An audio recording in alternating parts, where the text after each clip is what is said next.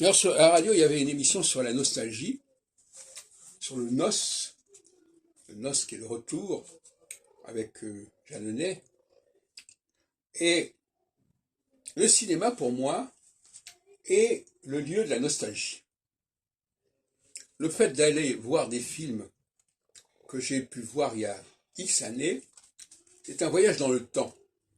Parce que je vois des visages, des comédiens que j'ai connus déjà au cinéma dans les années 60-70, et ça permet de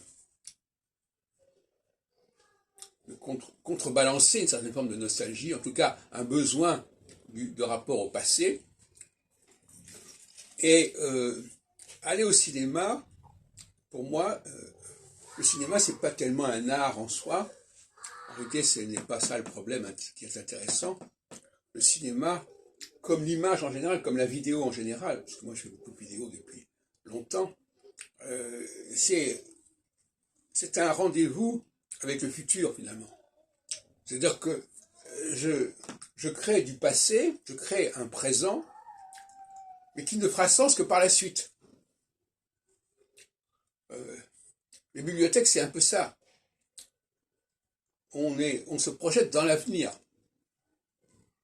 Ce qu'on fait sur le moment, bon, c'est banal. Une interview, on fait un film, etc. Mais ce qui est intéressant, c'est comment il va être vécu 20, 30 ans, 50 ans plus tard.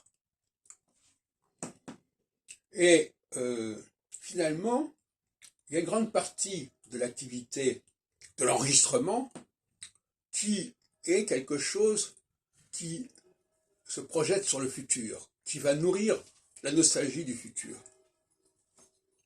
Et inversement, comme je disais dans une autre vidéo, la musique et la peinture n'ont pas le même rôle.